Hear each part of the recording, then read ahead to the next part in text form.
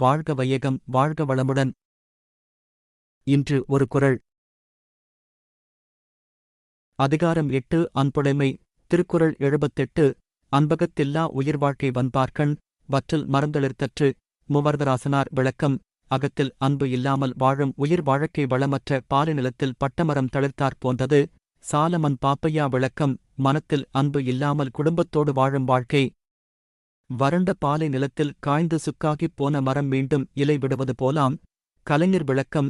மனத்தில் அன்பு இல்லாதவருடைய வாழ்க்கை பாலைவனத்தில் பட்டமரம் தளிர்த்தது போன்றது. Chapter 8 The Possession of Love, Thirukkural Couplet 78.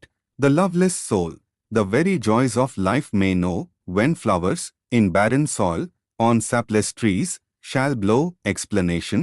The domestic state of that man whose mind is without love is like the flourishing of a withered tree upon the parched desert. வாழ்க வையகம் வாழ்க வையகம் வாழ்க வளமுடன். Like, share, subscribe.